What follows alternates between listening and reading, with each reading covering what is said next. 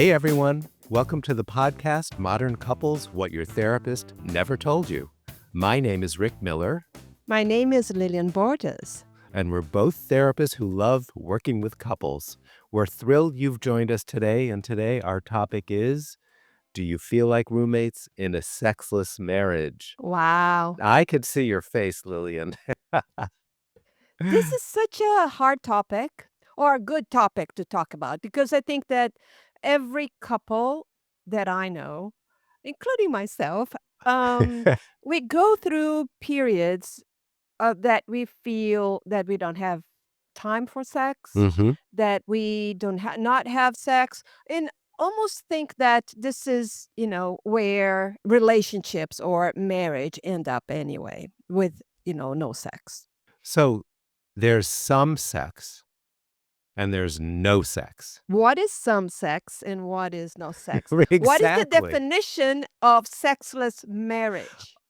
Well, what's the definition of sex? Let's start there. Here's why I say that. Okay, so let's hear it.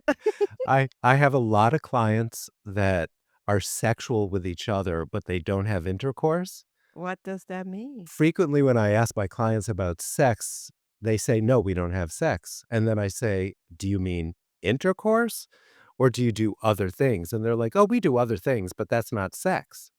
Oh. So that's why I'm starting with that question. So what are okay, so I need more explanation. What are the other things that they do? Touching, Okay. mutually masturbating each other.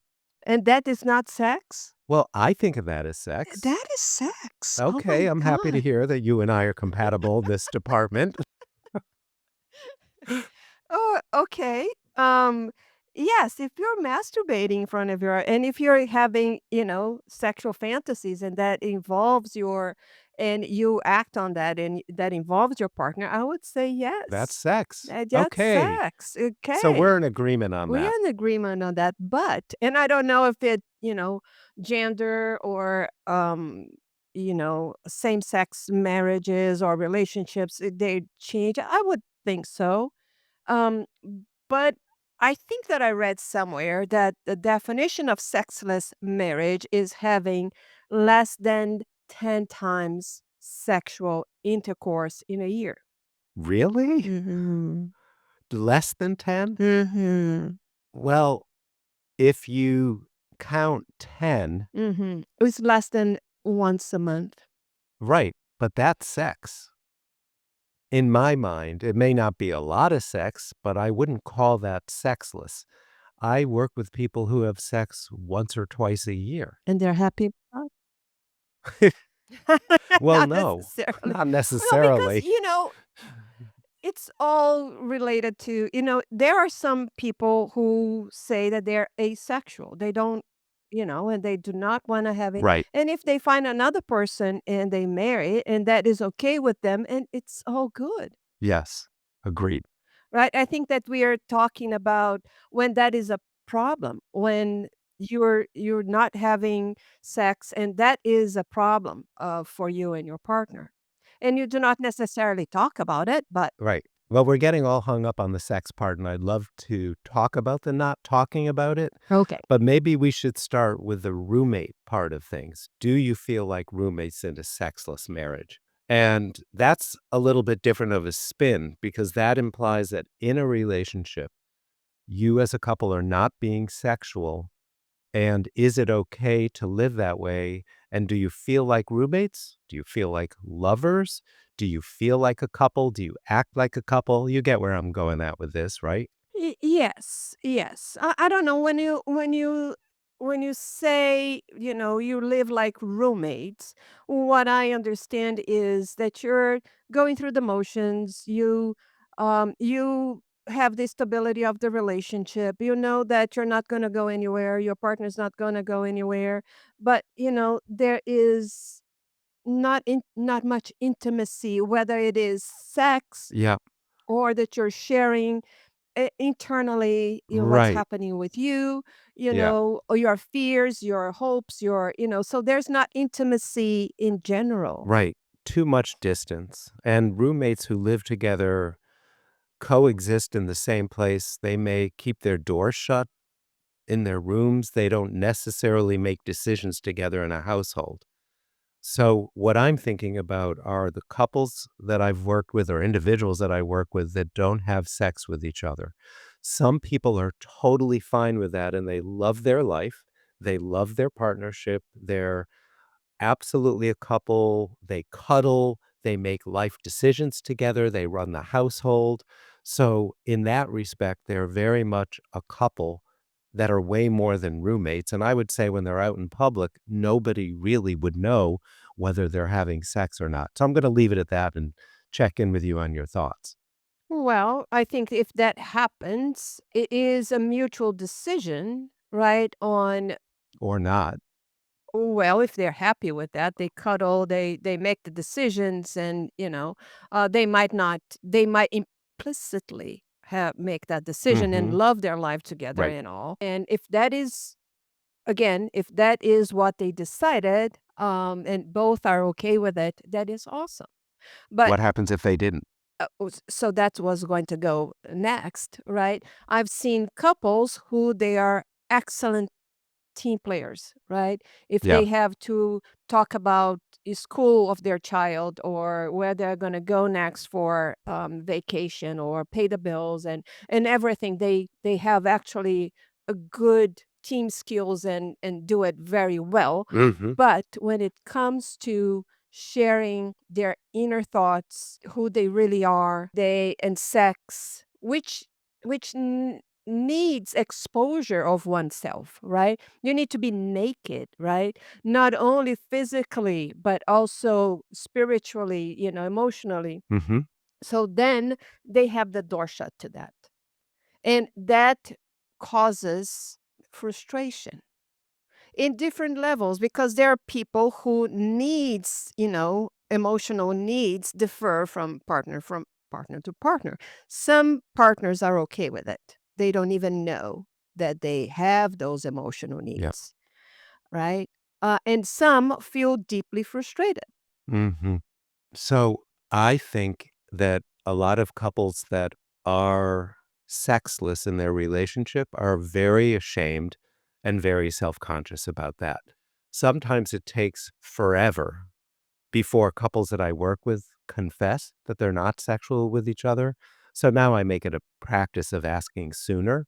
But I also remember socializing with a couple, and there was a third party that was with me and the couple who alluded to sexuality, and the couple, each of their faces froze and they gave it Mhm. away. And I just remember feeling so bad for them that they felt so bad that they couldn't conceal it. It's so interesting how sex, right, can bring so many shameful feelings, right? Yes.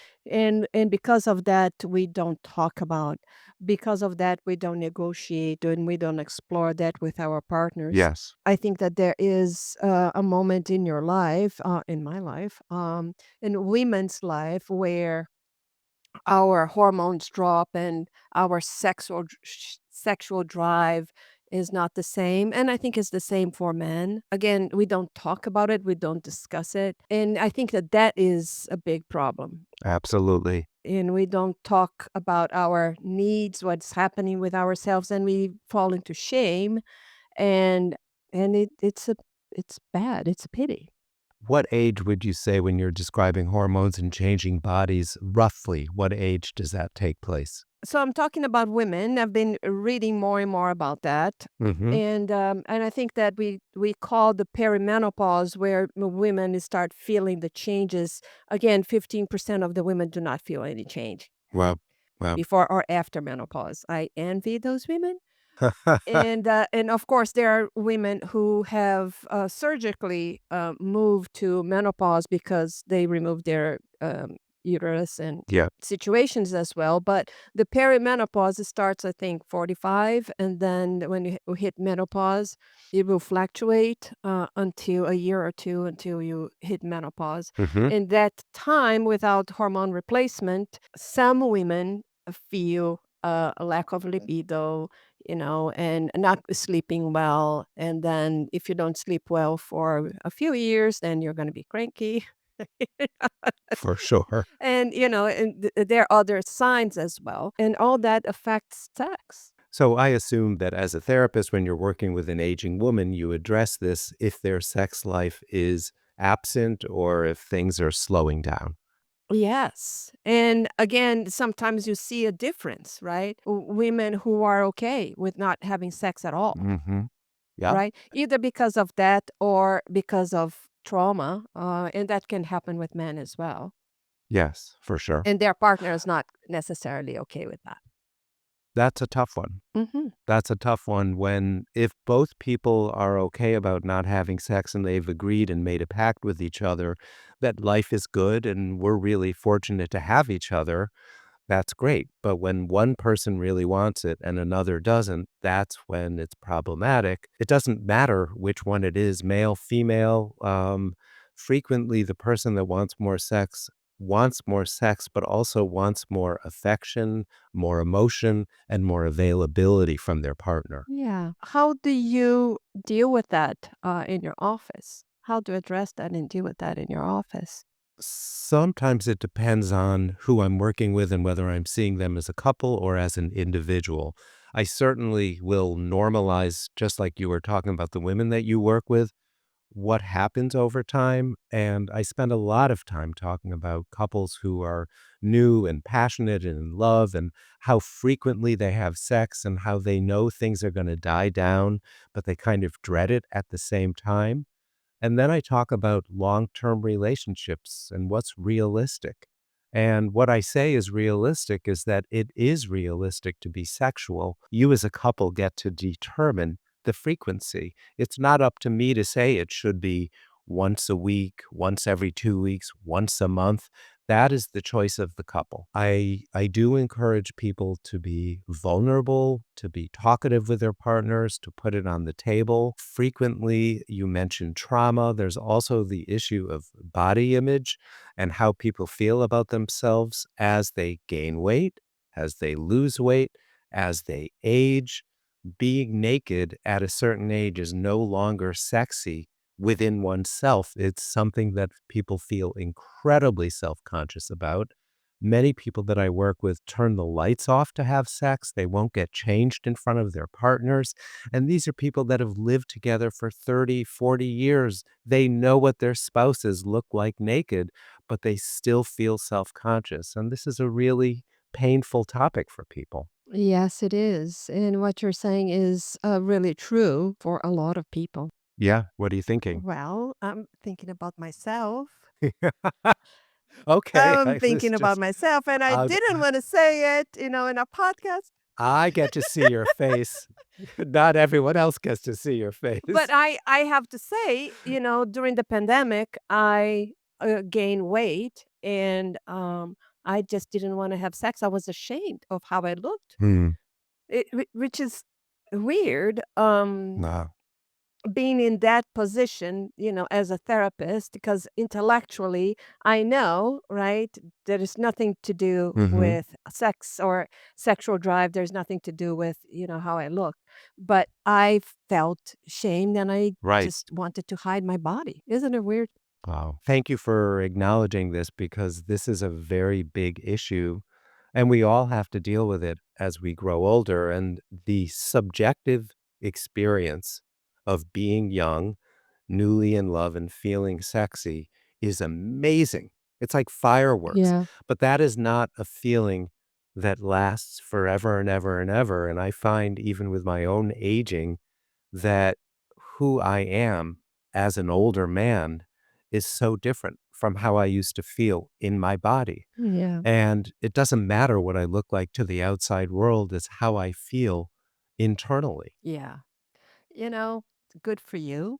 For me, Well, I I don't know need if it's good good. for you that you're all I don't know enlightened because and all that. With me, I'm not feeling I so great. needed to lose my weight, find a new relationship, and now Yeah. I'm feeling good, but Oh, so you I did a did a do-over. do-over in every sense of the word. Exactly. So I'm feeling better now, Okay. but, so, all that said and all that joke, which is I'm Right. only partially joking. And I Okay. think it took a lot of both soul search Yes. about, all the limitations that were self-imposed, Yes. and also working on making myself feel good again, which is look for hormone replacement therapy, the right diet for myself, the right exercise, and adapting all that to who I am nowadays, which is not the same person that I was, 10 years or even before the pandemic, by the way. Yeah. Well, that's a lot, and you were able to do it, and not everyone can do that. I just wanna highlight that. Yeah, I hear you. And you're a beautiful woman, and you were always a beautiful woman whenever you weighed more. That would be my assessment. Thank you, love. Yeah, Thank you. but it doesn't matter, it's how you Yeah. feel inside of your body. Exactly. Exactly. I heard that and I was just like, "Oh, good that you know good that you think that, but, I still look at that person." And, I think that women, are very critical Yes. because of, what society imposes on us and requires, and also my mom, who put a lot of, Mhm. pressure on looking good, Yeah, and doing your yeah. best, right? And looking at your best outside.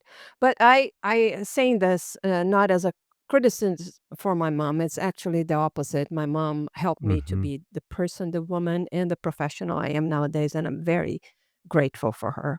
That's amazing. Yeah, And you mentioning your mother makes me think about our families of origin, and yeah. most families didn't grow up in sexually liberal atmospheres, Mm-mm. and so most people didn't learn about sex at home. It's not like their parents talked about their lives, in that respect, so people have to go out in the world and figure it out. So that becomes an impediment for a lot of people because people feel as though they're reinventing the wheel all over again. And the shame that they feel because they're not as sexual as they think they should be in their relationships, or they're not as turned on by their spouse as they believe they should be, is something that many people are very private about and quiet about, and they don't want to admit to anyone else. However, as a couples therapist who gets to listen to people over and over and over again, this is not an uncommon issue. And I would say the 10 times a year that constitutes sexless for the person that wrote that article is something that I don't agree with. Yes, it would be nice if people could be sexual more often, but I know a large number of couples who are sexual maybe 3 times a year, maybe 2 times a year, and they feel hungry for more, but they haven't found the way to get themselves unstuck, and that's where we come in. There are some different positions on. And again, we are back to sex. I'm going to bring some a different frame to this, which is there are some people in our field. I don't know if you agree with that, but there are some people in our field that says once we reclaim our intimacy, Mhm, our connection, we will have more sex. So we have to work on that. And there are some people who say, mhm. no, sex is related to novelty. It's Yeah, related to it being interesting, and you have to work on that as a separate thing. It's not only about connection and attachment. What do you think? I agree with both, yes. I mean, I think both of what you're saying is absolutely true, that a part of what makes sex exciting is connection, and part of what makes connection exciting in a long-term relationship is communication, being attuned, feeling at one with each other in the world, and being connected in that way. So that's one piece, and then the other piece, uh-oh, what was the second thing that you said? I just blanked out. So the other is novelty, right? Is Novelty. yes, what Well, Esther uh, Perel says, and yeah, brings, well, and. I mean, I agree. Novelty is exciting and fun, and it's incredible, but at a certain point, it also becomes a memory, and the memory can be exciting, and you can do all sorts of things as a couple to continue to work on your sex life with each other. One of the couples I work with, one of them buys toys and they do all sorts of things, but the other partner doesn't like it because it doesn't feel like his partner. So it's interesting, right? Because if we say, okay, we want to spice things up because we are not having enough sex and just do, novelty stuff, then we are missing an important piece, Connection. which is connection and Yes. intimacy, Yes. right? It's not only, role playing and toys and bringing a third party, Yeah. to the sexual arena that is going to spice things up. Right. Sometimes it actually can break things up.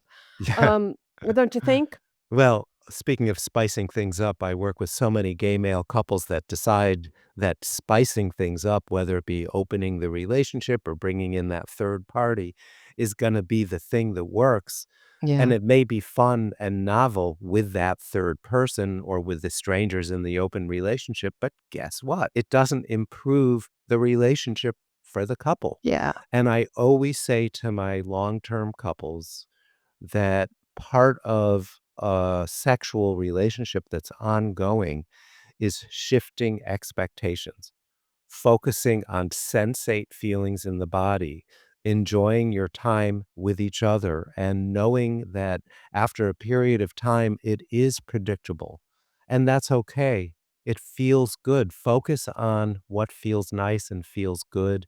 And instead of thinking about what I'm missing, think about and enjoy, what am I feeling? What feels nice? What feels good? People feel so relieved when I remind them that this is okay. And this is probably how many couples in the world live. I had a woman who said some of the things that I do with my husband, others wouldn't approve of, meaning because they don't do much. But she said, for us, it works. Yeah. And I think that has sex, right, has to do also with the development of intimacy and the development of the couple, right? There are some couples who stay very superficial level in the surface Hmm. because I'm thinking about, okay, so how to improve sex life? We could bring more novelty, but if Yes. we are to Hmm. improve intimacy, how do we do that? Yes, it is, through communication, but it's not any communication. It is through understanding who you are, showing that to your partner, Hmm. and opening yourself to that, or letting your partner see that. Um, in a very, sexual fantasy level, right? Sharing your fantasies, what you would like to do, how you would like to do it, and communicating that as well. As you're feeling open to your own sexual feelings, Hmm. and sharing that. And that's the $20,000 challenge, feeling open to your own sexual feelings and sharing it, and allowing yourself to feel vulnerable, as we were talking about Yes. earlier, allowing yourself to feel sexy, regardless of what you may look like or what you may feel about yourself. You still get to enjoy sex. So, roommate situation. I'm going to bring us back to the roommate situation because I think that Yeah. one Okay. of the things that, make people get stuck in a roommate situation is, of course, when you are, living your life with someone for a while, Mhm. we are not so much attuned to each other. We might take that person for granted, not communicate or hurt a person's feelings and not repair it, not even realizing it. And sometimes that makes it unsafe for opening, for intimacy, for being real in a relationship. And some people recognize that in themselves, that they're doing it Hmm. by distancing themselves. And I would say that some people are unaware of the fact that over time, this distance has come over them, especially if the relationship is quote unquote good enough and they do other things, then it's like, we're okay. You made a face. I made a face because I'm a woman. And as a woman, we feel that it is our duty to take care of the relationship. Right. And that poses a burden on Of us, course. right? Yeah. Yeah. That I have to pay attention, bring it up, and Yeah. It shouldn't have to be you, should it? it shouldn't have to be the Right. woman. It shouldn't have to be on one person Yep. only. Better when the two of them, right, are attuned to that, but rarely happens. And it doesn't, it's regardless of gender. Usually one person is aware of that. Yeah. As long as the other person agrees with it and what I'm trying to say, as long as the other person understands that one is better into recognizing the disconnection and jumps in Mhm. the responsibility of doing something about it, it's okay. But isn't it usually the person that wants more connection that or wants more sex, that they're the ones who are communicating their disappointment or their anger? And the people that don't want sex frequently are distant or silent or escaping. Um, so now you're stepping into something, meaning I think that there is one thing as wanting more connection and wanting more sex. Mhm. And there is another thing as gender differences regarding socialization and how we deal with relationships. Right, but in the gender example that you just said, the second one, I was actually thinking about men. I know 2 men in heterosexual relationships whose wives, for a variety of reasons, don't feel comfortable being sexual, and the men are the ones that are complaining and insecure, saying, "I don't wanna live like roommates. I need more. I want more." So surprise, surprise. So, what I have to say about that is Yes. what I have to say I about it love your face. is a lot of times those men, they want to have more sex, but they do not want Yeah, intimacy. They do not want to court. They do perhaps. not want to be nice. They Ah, do not, they want to be ah, nice on Wednesday when it's time to have sex, right? when They're they're horny. horny. They're not, Ah, nice and intimate and playful in the other days of the right. week. And they get what they paid for. So withholding can be a power. Um, no, I think that it can. Withholding can be a power, but in this situation, I wouldn't say that. I think that a lot of people have sex to be connected, and some people needs to feel connected to have sex. And the people who needs to feel connected to have sex, and the people who have sex to feel connected, need to arrange a way Mhm. to do both so they Yeah. get to what they want. To do So, both. the men usually who needs to have sex to feel connected need to give what the woman needs, which is, "Let's get connected. Let me be nice to you. Let me kiss you and say that you're sexy Yes. today," or, Right. "I Yep. just love being with you. You're so sexy to me," and all that, right? Mhm. So it is brings the connection that the woman needs to give the man what they need later, you know? But usually it is, "Honey, today is Wednesday. You know what happens on Wednesday." And oh, there you go. See, if you're gay men, it's Oh fine. my god. So let me tell you what I meant about 2 men. I think that frequently they're more aligned about their sexual needs, Yeah. and their emotional or intimate needs may not need to be a big part of the sexual act, and they get Mm. it because 'cause they're Mhm. 2 men, so it's Mhm. kind of easy in that respect. Now there's pros and cons. One of the pros is that they get each other is easy. One of the cons is, what about intimacy? Yeah. I remember a female friend of mine who was friends with a gay man who would describe sex with his partner, and he said they would just get off before bed and go to sleep. And she said, "I don't get that. That just doesn't sound satisfying at all to me." And she wanted me to explain that. And it was like, well, I don't know what to say. Uh, A lot of times, men, but not only men, some people, you know, separate sex and intimacy. mhm. Right? You can have Yep. sex and you can get off. Yep. And you can do that by yourself, with the other person, with the third person, I don't know, Yep. any way. And then you have your intimacy moments where you spoon and where you share your feelings. Mhm. The problem that you're saying is the intimacy where you share your feelings and how you feel and what you like sometimes doesn't happen. Well, that's the crisis that happens that brings them to couples therapy. Yes. Yes. So, again, to not feel like a roommate, there are two sides of that coin, right? Yeah. Um, I just think that you and I are consistently delineating the topic of sex and intimacy or emotional connection and sexuality, and there's maybe it's because 'cause we're both therapists and we work on connection that we keep separating it out, but if you're in a couple and you're listening to us, I think we're making some good points here about it's not just sex and it's not just emotional intimacy, it's a crossover between the 2. Yes, it is a crossover, and I don't think it's just because we are, couples therapists. I Really? think Okay. yeah. Oh, you read that in books, and you hear that in social media. You see that Yeah, celebrities that's talking true. about it, Yep.